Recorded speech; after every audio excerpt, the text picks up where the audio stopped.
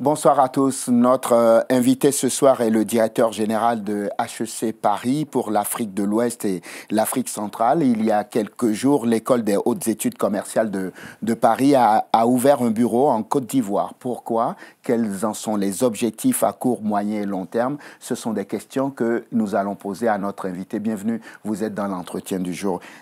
Alexis John Ayé, bonsoir. Bonsoir. Merci d'avoir accepté notre invitation.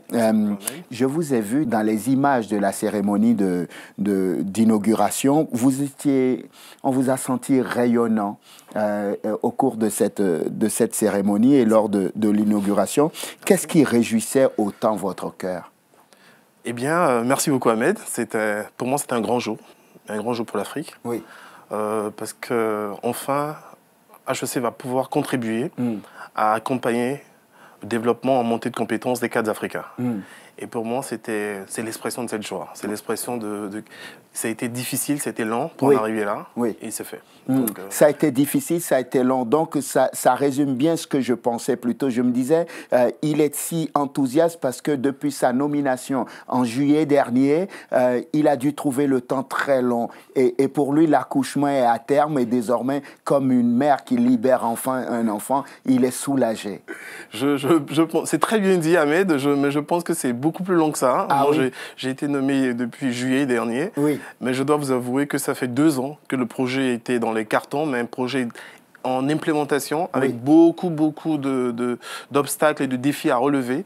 Et donc pour moi, avant moi, il y avait des personnes battantes, donc des pionniers comme je les appelle, qui ont travaillé à cela. Donc c'est vrai que pour moi, ça a été 5 mois très durs. Donc une prise de fonction, mais vraiment au pas de charge. Donc c'est vrai, c'était également cet accouchement dont vous parlez.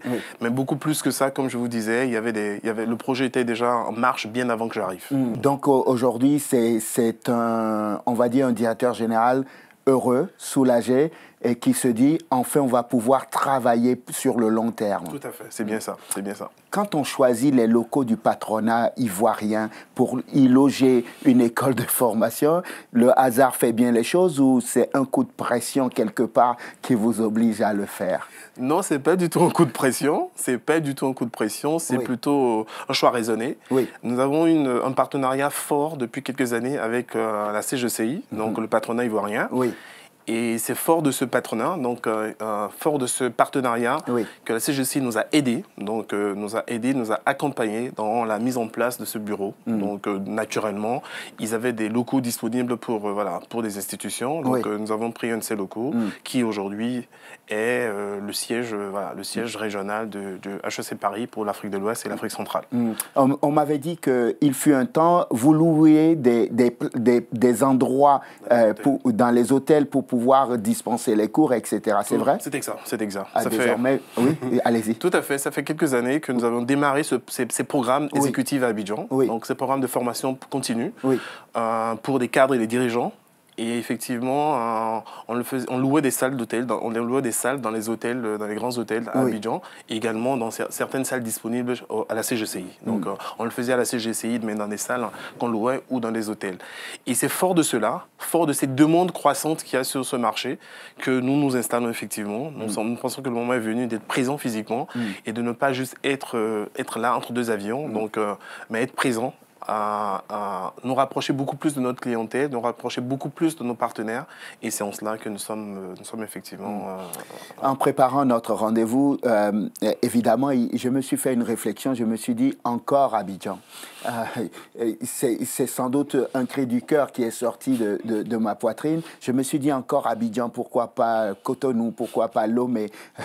Ça vous fait sourire parce qu'on a le sentiment que si ce n'est pas Dakar qui attire le siège d'une institution, c'est Abidjan. Pourquoi la Côte d'Ivoire?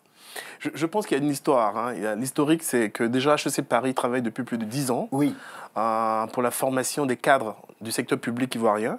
Donc c'est un programme qui existe déjà. Et on a des programmes de développement, programmes de formation, de montée en compétences des cadres du secteur public ivoirien.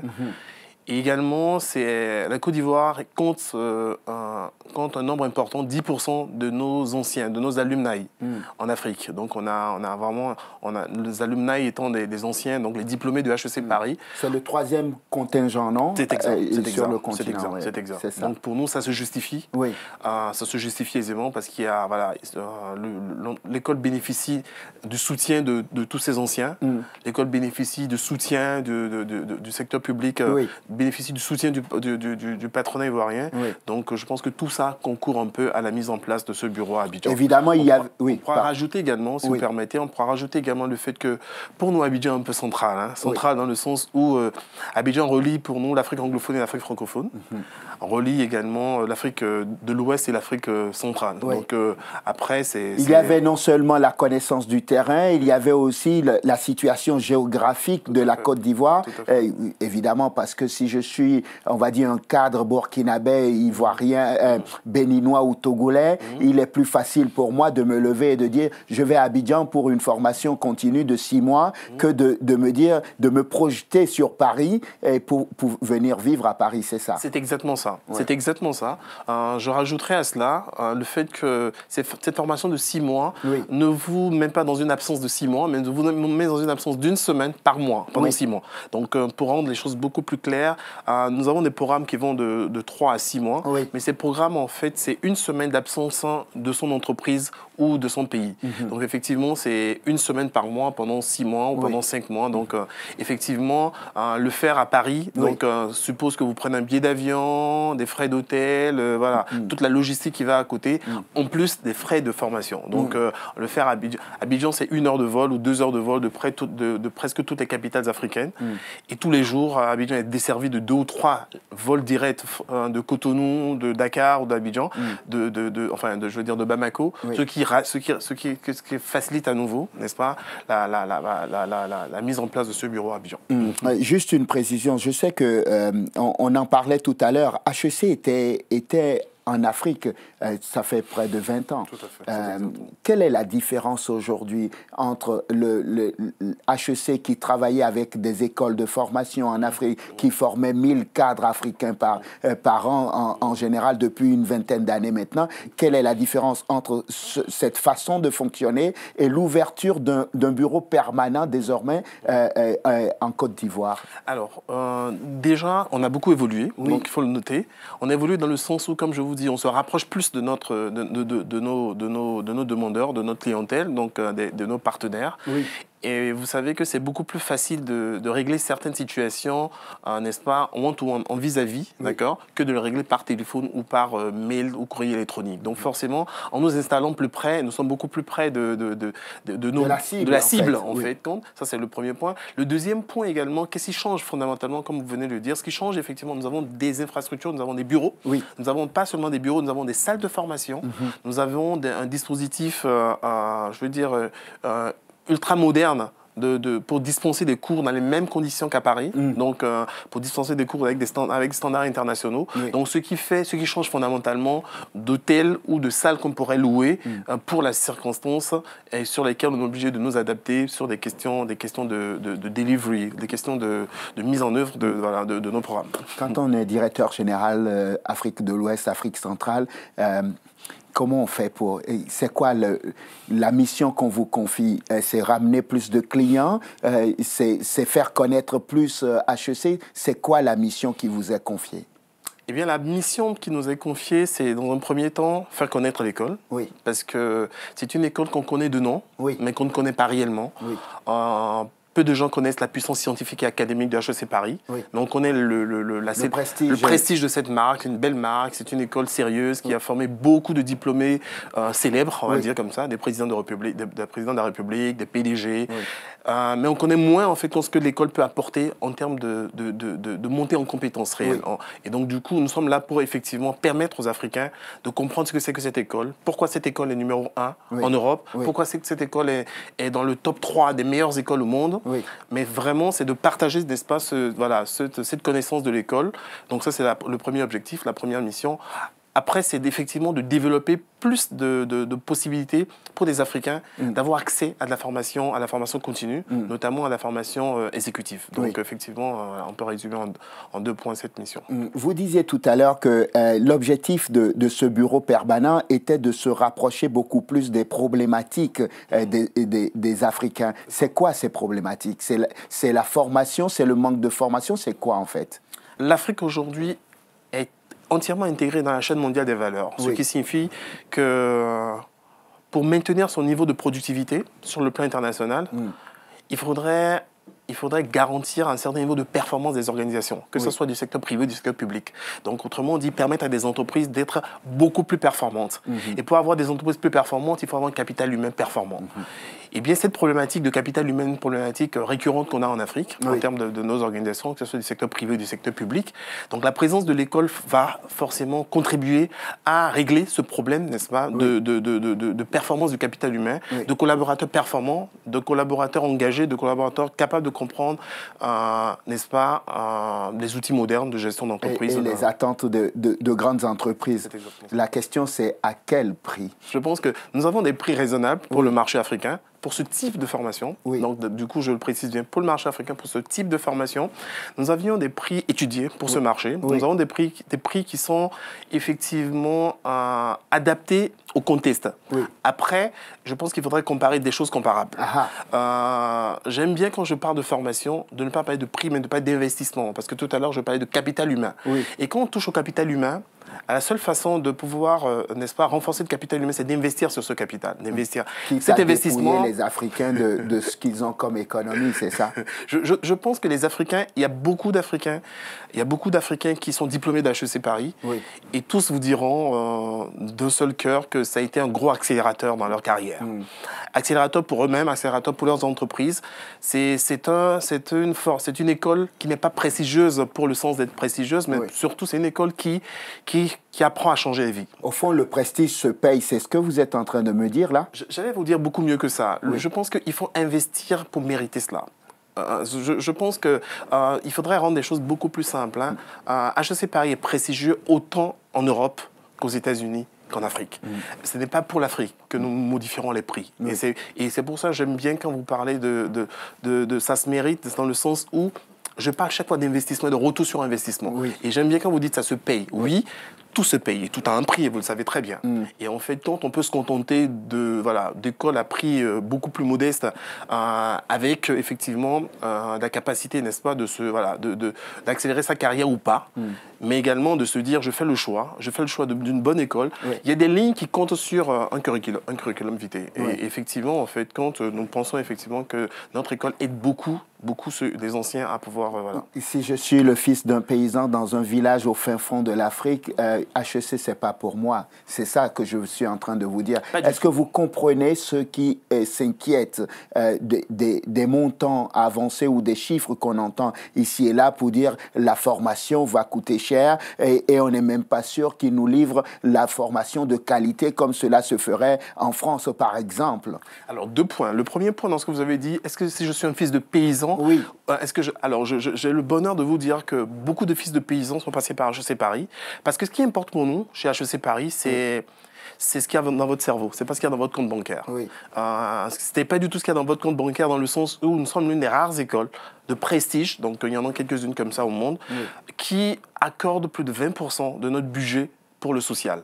Dans le genre où nous offrons beaucoup de bourses, pas seulement aux Européens, mais aux Africains, à des personnes qui viennent de partout dans le monde. Donc je vous garantis que je connais des diplômés qui viennent, dont le papa est paysan, et qui pourraient, n'est-ce pas, ne jamais rêver à avoir accès à ce genre d'école, mais qui en a eu accès tout simplement parce qu'ils ont eu des notes, parce qu'ils ont eu effectivement à réussir à des tests ou à des concours d'entrée, donc effectivement qui justifient que dès que nous avions un candidat qui vaille le coup, nous faisons tout effectivement pour lui permettre, pour lui donner un coup de chance. Et nous pensons effectivement que l'école ne doit pas être fermée, ne doit pas être élitiste pour être élitiste, mais doit plutôt donner la chance à tout le monde. Et je pense que nous sommes l'une des rares écoles au monde, dans le standard dans lequel je vous parlais, le standard d'école prestigieuse, à pouvoir véritablement accorder cela. Deuxième point, pour revenir à ce que vous êtes en train de dire, concernant le type de formation et la qualité de formation. Comme je vous l'ai dit, en nommant un directeur général africain, c'est effectivement pour éviter ce genre de choses. Parce que je suis assez exigeant. Et en fait, exigeant vis-à-vis de moi-même, exigeant vis-à-vis de ce que nous allons faire, je peux vous garantir que nous maintiendrons les mêmes standards que les standards de Paris. Donc, ce qui veut donc dire que forcément, la concurrence aujourd'hui va se servir des buzz qu'on peut avoir à gauche, à droite, pour pouvoir avancer des choses. Mais je vous garantis effectivement que le niveau de qualité, vous aurez l'occasion d'entendre parler de ça dans les mois et dans les années à venir, que ce sera le même niveau de qualité qu'à Paris. Très bien. On va être concret. Si je rentre chez moi à cette heure-ci et que je me mets sur Télésud et que je tombe sur l'entretien du jour, je me pose la question de savoir de quoi ils parlent, ces deux messieurs, sur le plateau. On résume notre pensée pour pouvoir mieux avancer. Nous parlons de HEC Paris qui vient d'ouvrir donc à Abidjan, en Côte d'Ivoire, dans les locaux du patronat, pour être encore plus précis, un bureau permanent, un bureau Afrique de l'Ouest, Afrique centrale. Et on était en train de parler des objectifs de l'ouverture de ce bureau permanent. Et vous me disiez que l'un des objectifs, c'était de vous rapprocher d'abord de la cible, ensuite de continuer ce que HEC Paris a fait depuis une vingtaine d'années maintenant, la formation continue des cadres africains afin qu'ils gardent le niveau de formation et de compétences voulues sur le marché mondial. On va être beaucoup plus concret désormais. On m'a dit que janvier 2019, vous allez appuyer sur le bouton départ et il va y avoir donc 2 modules de formation qui vont être proposés. Parlons de ces modules. Qui s'inscrit à ces modules? Ça concerne quoi? Et comment on fait pour y participer? Merci beaucoup, Ahmed. Nous avons 2 programmes qui démarrent. Donc et un programme, c'est un certain nombre de modules. Donc nous avions un exécutif programme, donc c'est un certificat. C'est un certificat de management. Donc de façon précise, ça s'appelle Executive Certificate en Management d'une unité stratégique. Donc c'est généralement ce que nous appelons un mini EMBA. Donc c'est un programme qui est transversal, dans le sens où c'est un programme qui couvre la stratégie, le marketing, la finance, les ressources humaines, et j'en passe. C'est un programme qui est destiné aux cadres qui ont un background technique à la base. Donc, qui sont des personnes qui ne viennent pas du tout de formation managériale à la base et qui ont atteint un certain niveau dans leurs organisations, qui ont atteint des sommets dans leurs organisations ou dans leur métier et qui aujourd'hui souhaitent, n'est-ce pas, maîtriser ces dimensions managériales dans leur travail ou dans leurs tâches quotidiennes. Et bien, cette formation, donc Executive Certificate en Management d'une unité stratégique, c'est un programme qui vous permet d'avoir un recul nécessaire un recul par rapport à vos pratiques, mais un recul confronté à des études de cas, à des ateliers, à de la théorie, mais également à vos pairs, n'est-ce pas? Parce que dans ce programme, vous avez également la participation d'autres personnes comme vous, des directeurs généraux, des directeurs opérationnels, qui viennent également se confronter, n'est-ce pas, à cette réalité pour pouvoir apprendre. Donc c'est un programme qui va commencer en janvier, effectivement, et sur lequel nous avons beaucoup de demandes actuellement, et qui, effectivement, reçoit des participants venant de Dakar, de Bamako, de Cotonou, on va dire, et d'Abidjan. Donc, effectivement, voilà. Et nous avons un deuxième programme qui est le Executive Certificate en finance, qui est un programme de finance qui est un programme en blended learning. Ce que nous appelons blended learning, c'est un mélange à la fois de cours à distance en ligne et de présentiel. Donc le cours en ligne, donc c'est du online. Donc on a un certificat de finance en ligne et un deuxième certificat de finance un peu avancé, qui est un certificat effectivement qui est en présentiel. Donc là-dedans, nous aborderons les sujets tels que politique de financement, fusion-acquisition, qui sont des sujets effectivement qui répondent à un certain niveau de compréhension en matière de finance aujourd'hui. Voilà les 2 programmes que nous lançons à la rentrée de janvier 2019. Et les personnes qui sont concernées, c'est tous les cadres africains selon la définition que vous venez de me donner, ou les étudiants aussi peuvent venir? Non, pas les étudiants, mais tous les cadres qui travaillent en Afrique. Nous le disons bien parce que dans nos programmes, on a des Européens qui viennent dans nos programmes également, des Européens qui vivent en Afrique, qui vivent au Nigeria, Abidjan, Bamako, et qui viennent également à ces programmes, donc ils payent pour ces programmes également. On a des Africains, donc généralement beaucoup plus de cadres africains naturellement, mais pas les étudiants, parce que comme je vous dis, c'est de la formation continue.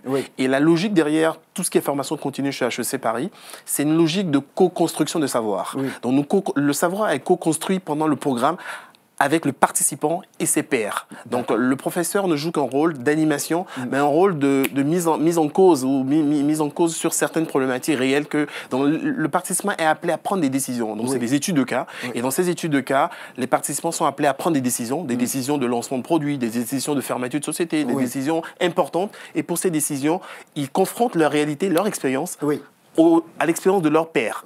Donc, généralement, en fait, quand vous ramenez des étudiants, les étudiants n'ont pas forcément leur place dans ça parce qu'ils n'ont pas d'expérience. Et le programme est totalement de la co-construction, comme je dis, co-construction de savoir et de savoir-faire. Très bien. Je me faisais la réflexion de savoir comment ils vont faire désormais avec toute la concurrence ESSEC, Sciences Po, les grandes écoles chinoises qui s'installent et tout ça. Comment font-ils pour s'en sortir et sortir par le haut? Comment font-ils pour faire la différence entre les concurrents? Je pense que, comme je le disais à quelqu'un la dernière fois, vous emmènerez 100 écoles de ce type en Afrique, on en a besoin. L'Afrique est à un carrefour de son histoire où elle a besoin d'accélérer son capital intellectuel. Et en fait, il faut beaucoup plus d'écoles. Il en faut effectivement des écoles, pas des écoles pour des écoles de certains standards, des écoles de rang A, donc des grandes écoles qui savent ce dont elles parlent. Et je pense qu'on n'est pas encore, n'est-ce pas, dans cette foule d'écoles en Afrique. Il y a certains noms qui ne sont pas encore arrivés en Afrique, on espère que ces noms viendront également.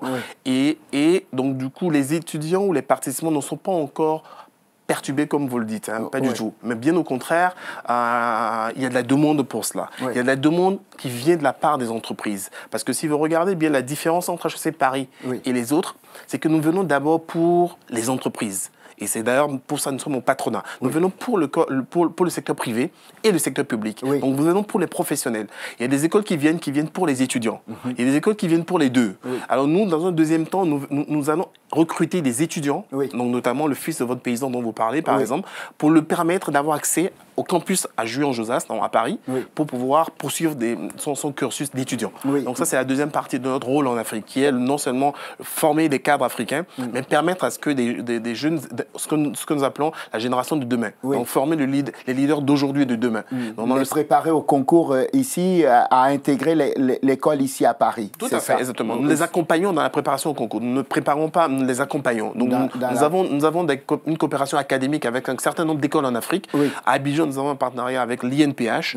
À Lagos, nous avons un partenariat avec Lagos Business School. Au Kenya, avec Strathmore. L'objectif pour nous, c'est de préparer ces étudiants à intégrer ces concours, n'est-ce pas, pour intégrer ces écoles. On va conclure cet entretien. Il nous reste encore deux minutes pour finir. Juste, j'aimerais quand même que, quand on parle de ce bureau permanent, pourquoi dans ma tête, j'ai le sentiment que l'Afrique centrale, le mot Afrique centrale est juste venu se rajouter et on ne voit pas véritablement l'Afrique centrale à l'intérieur de ce que vous voulez faire. Je pense que c'est une perception que vous avez sur le sujet. C'est une perception parce que nous avons de grands marchés en Afrique centrale, des marchés que nous opérons depuis Abidjan. Nous avions, au moment où je vous parle, j'ai des collègues qui sont rattachés au bureau, qui sont actuellement en fait compte au Cameroun, d'autres qui sont au Congo, sur des projets sur lesquels nous sommes. Donc du coup, l'Afrique centrale n'est pas du tout rattachée comme... Pas du tout. Elle n'est pas oubliée en fait. Elle fait partie du projet. Intégrante. Elle fait partie intégrante du projet. Nous sommes effectivement pour l'Afrique de l'Ouest et l'Afrique centrale. Donc c'est un engagement que nous avons pour l'Afrique subsaharienne et c'est un engagement que nous allons tenir à bout d'effort et également en fait, de conviction. On m'a dit que les professeurs qui tiendront les modules dont on a parlé tout au long de cette émission sont des professeurs qui sont rattachés à HEC, c'est ça hein? Alors, disons que dans une école, vous avez différents types de professeurs. Et c'est pareil dans toutes les écoles. Vous prenez n'importe quelle école de ce rang, vous avez ce qu'on appelle les professeurs permanents, les professeurs affiliés. Les professeurs affiliés, ce sont des professeurs qui ont de l'expérience professionnelle, qui ont une expertise particulière et qui sont affiliés, n'est-ce pas? Vous avez des professeurs chercheurs. Et donc, ceux dont vous parlez, c'est les professeurs affiliés. Et qui sont généralement ceux dont les organisations du secteur public et du secteur privé ont le plus besoin. Pas des chercheurs, d'accord, mais plutôt des praticiens. Des praticiens qui qui ont effectivement ce sens de pédagogie, qui passent, n'est-ce pas, un cursus pour pouvoir enseigner et sur lesquels nous parions pour effectivement accompagner le développement en Afrique. Puisque le bureau vient d'ouvrir et que je sais déjà qu'en janvier 2019, il y aura le lancement de 2 modules. Et à moyen terme, c'est quoi l'objectif? C'est étendre les tentacules, c'est faire quoi? On va conclure là-dessus. C'est de répondre encore plus avec des offres beaucoup plus adaptées. Donc du coup, quand vous êtes dans l'écosystème local, vous comprenez que nous allons mieux comprendre les besoins et les attentes des organisations et répondre avec des offres encore plus adaptées, ce que nous appelons des offres sur mesure. Ce que je dois vous dire, c'est que chez HEC Paris, nous avons 3 types d'offres. Nous avons les offres en programme court, donc les offres de 2 ou 3 jours de formation. Nous avons les offres sur mesure, donc ce dont je vous dis, qui sont des problématiques auxquelles nous répondons avec des solutions de formation. Et en troisième lieu, ce que nous appelons des offres certifiantes et diplômantes, donc des certificats et des diplômes, donc type exécutif MBA, exécutif certificat. Donc et forcément, dans les années à venir, nous allons beaucoup plus étoffer notre offre vraiment adaptée au continent. Monsieur le directeur, merci. Merci beaucoup, Ahmed. Alexis Dionaye, directeur général de HEC Paris pour l'Afrique de l'Ouest et l'Afrique centrale. Merci, le bureau vient d'être ouvert à Abidjan, un bureau permanent pour les cadres africains, pour continuer la formation continue. Merci d'être venu. Merci infiniment, Ahmed. Merci beaucoup. Merci à vous de nous avoir suivis. Je vous souhaite de passer une excellente suite de programme, évidemment, sur Télésud. On se retrouve demain pour un nouveau numéro de l'entretien du jour. D'ici là, portez-vous bien. À demain.